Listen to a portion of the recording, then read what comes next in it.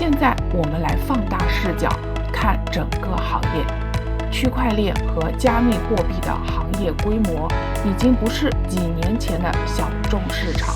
截至2025年，全球加密货币总市值已经稳定在3万亿美元左右，比特币市值接近1.5万亿美元，以太坊约6000亿美元。DeFi 市场规模突破2000亿美元，而 NFT 和 Web3 应用也在快速发展。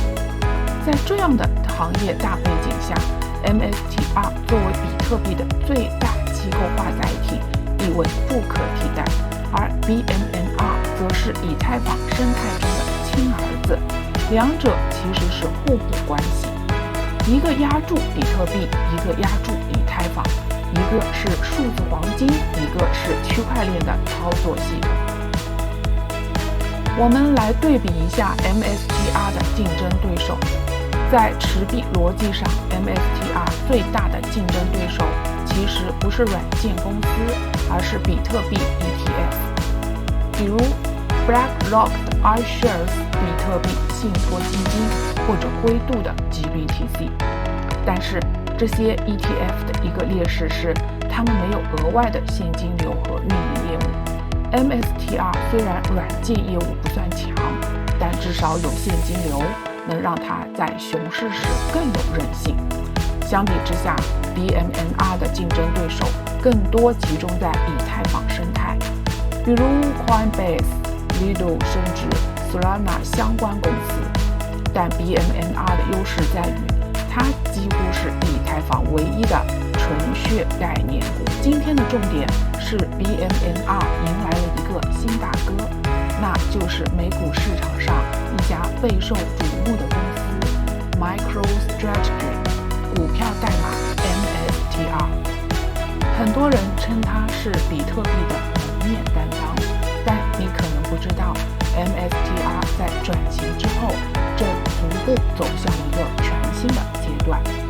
它对整个加密货币市场的影响力已经不只是比特币的跟随者，而是潜在的引领者。那么问题来了， BMNR 为什么暴跌81%？我依然坚定看好呢。 MSTR 到底是一家什么样的公司？它的商业模式和成长性如何？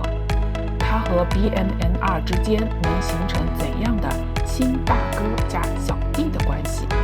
华尔街机构为什么在 MSTR 身上疯狂抄底？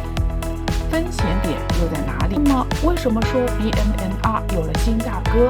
答案就是 MSTR。MSTR 最初是一家企业级软件公司，主营数据分析和商业智能。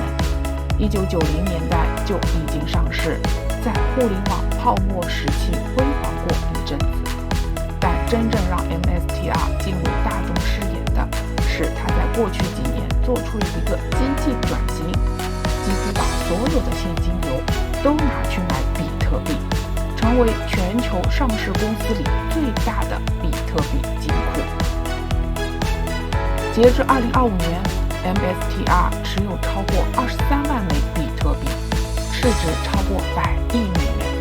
换句话说，它早已不是一家传统的软件公司，而是披着科技外衣的比特币 ETF。 所以很多投资者说 MSTR 就是比特币的门面担当，是华尔街机构进入加密货币的桥梁。但是这家公司并不仅仅停留在囤币这么简单，它的财报和业务转型正在发生一些深远的变化。我们来看它最新的财报。营收方面， MSTR 的软件业务依然保持着稳定的现金流，虽然增长不快，但足够支撑日常运营。比特币持仓方面，这才是核心。由于比特币价格在过去2年大幅上涨， MSTR 的账面浮盈超过100亿美元。更重要的是， MSTR 正在通过债券融资和股权融资不断增加比特币的持仓。这种操作放大了它对比特币价格的杠杆效应。换句话说，比特特币涨10%，MSTR 股价可能涨30%；比特币跌10%，MSTR 股价可能跌30%。这就是它的魅力，也是风险所在。BMNR 是以太坊生态下的明星公司，被称为以太坊的亲儿子。为什么这么叫呢？因为它和以太坊网络的耦合度非常高，无论是从业务模式还是长期发展路径，几乎就是在赌以太坊。过去1年里，BMNR 的股价一度暴涨数百个百分点，成为市场的宠儿。但大家都知道，加密货币和相关概念股波动性极大。近期 BMNR 的股价暴跌81%，直接让很多散户止损出局，甚至有人说这是归零的开始。但我的判断完全不同，原因有3点：一、基本面没有变坏 ，BMNR 的核心技术和业务并没有出现结构性问题，相反，它在以太坊2层扩容和 DeFi 服务的布局上还在持续加码。二、以太坊长期逻辑依然坚挺，无论是 Layer 2的普及，还是 DeFi 和 NFT 市场的扩张，以太坊依然是区块链世界的操作系统。